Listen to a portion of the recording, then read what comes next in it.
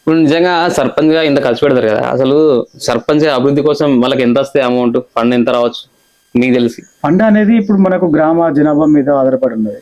గ్రామంలో ఉన్న పాపులేషన్ బట్టే ప్రభుత్వాలు మనకు సహకరిస్తాయి.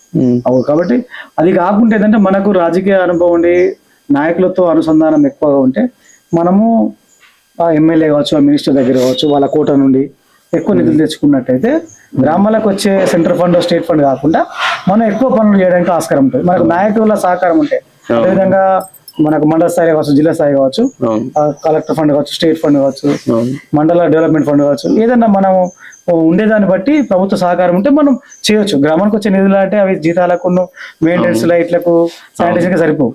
మనం ఎక్కువ పెద్ద ఎత్తున లక్షణంలో మనం అభివృద్ధి చేయాలంటే మాత్రం మనకు కంపల్సరీ మనకు కాన్స్టిట్యూషన్ స్థాయిలో, మినిస్టర్ స్థాయిలో మనకు కొద్దిగా మనకు వాళ్ళ సహకారం ఉంటే వాళ్ళకు వచ్చే స్పెషల్ నిధులు, ఎంపీ ఫండ్ కావచ్చు, ఎంపీ కోట, అలాంటి నిధులకు వెళ్ళి ఒక తెలివికల సర్పంచ్ అయితే అక్కడ నుండి నిధులు తెచ్చుకొని చేసుకుంటే వాళ్ళకి వెంటనే బిల్లులు వస్తే సర్పంచ్లు కూడా అప్పుడు అభివృద్ధి గ్రామాలు జరుగుతాయి, సర్పంచ్లు కూడా ఇబ్బంది జరగదు.